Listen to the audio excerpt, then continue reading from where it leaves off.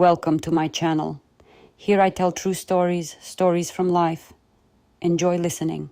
The day Oliver walked out on me was etched in my memory like a scene from a tragic play. The air in our once happy home hung heavy with unspoken words. The sound of a closing door echoed through the hallway, and I found myself standing in the wreckage of what was once our sanctuary. Oliver, please don't do this, I pleaded, my voice trembling with desperation. But his gaze, once warm and familiar, now felt cold and distant. I can't do this anymore, Sophia. I need something different, he said, his words cutting through the air like a knife. There was a finality in his tone, a conviction that left no room for negotiation. As he packed his bags, each item he placed in the suitcase felt like a tiny death. The photos of us on the bedside table, the shared memories hidden in the folds of our bed sheets. Everything became evidence of a love that had slipped through my fingers.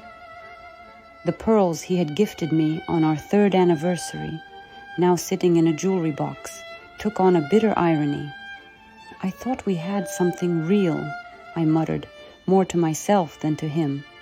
Oliver paused for a moment, his eyes meeting mine with a mix of guilt and regret.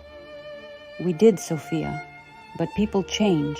I need to find myself again, he said, avoiding eye contact as if he couldn't bear to witness the devastation he had caused. As he walked out the door, the echoes of his departure reverberated through the empty halls. I collapsed onto the couch, feeling the weight of the shattered pearls pressing against my chest.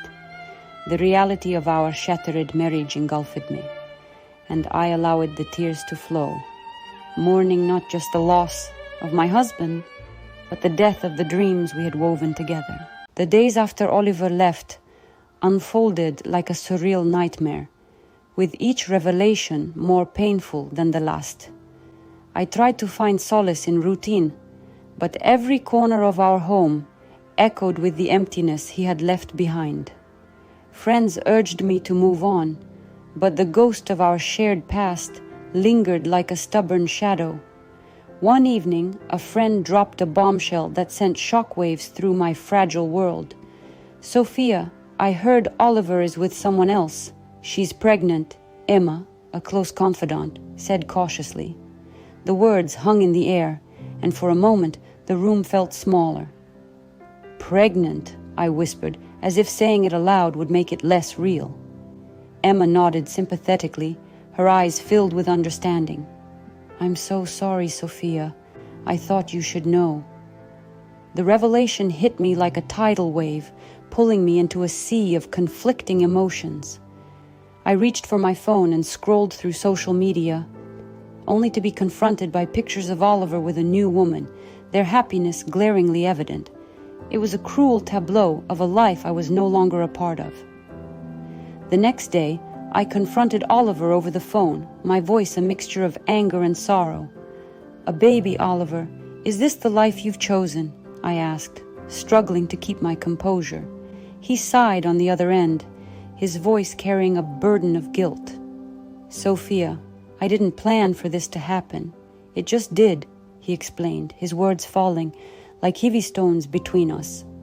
The realization sank in that the man, who had vowed to stand by me through thick and thin, was now navigating uncharted waters with someone else.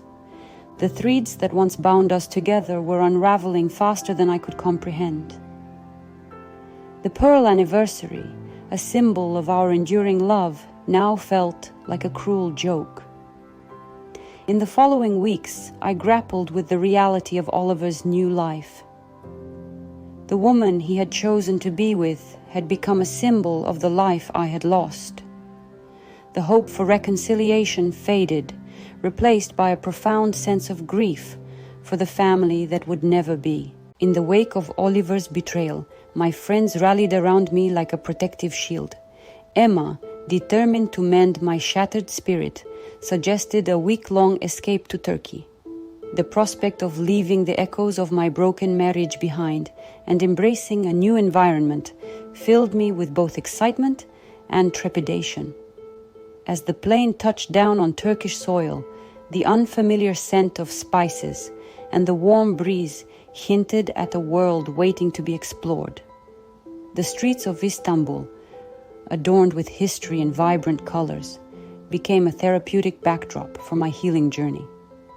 One evening, while strolling through the Grand Bazaar, Emma turned to me with a twinkle in her eye. "Sophia, this trip is about rediscovering yourself. Let go of the past and embrace the beauty of the present," she said. Her words a balm to my wounded soul. In the historic city of Ephesus, I found solace among ancient ruins that spoke of resilience and endurance. These stones have witnessed the rise and fall of civilizations, Sophia. Just like you, they stand strong despite the scars of time, remarked Alex, another friend who had accompanied us. On a boat trip along the turquoise coast, Sarah, always the optimist, encouraged me to dip my toes into the crystal clear waters. "Let the sea cleanse your soul, Sophia. Wash away the pain and emerge anew," she suggested, her infectious enthusiasm bringing a smile to my face. As the days unfolded, I found myself releasing the tight grip I had on the shattered pearls of my past. The Turkish sun, setting over the Mediterranean, painted the sky in hues of orange and pink. Against this backdrop, I realized the strength that came from letting go. On the final night, seated at a quaint seaside cafe, Emma raised her glass. "To new beginnings, Sophia. May you find the freedom you deserve," she toasted, her eyes reflecting genuine hope. The trip became a transformative experience, a bridge between the pain of my past and the possibilities of the future. The dependence I once felt on Oliver began to wane, replaced by a newfound independence that tasted sweeter than the Turkish baklava we shared in that moment. As the plane carried me back home, I knew that Turkey had not just been a destination. It had been a sanctuary where I discovered the strength to start a new chapter, unburdened by the weight of shattered pearls.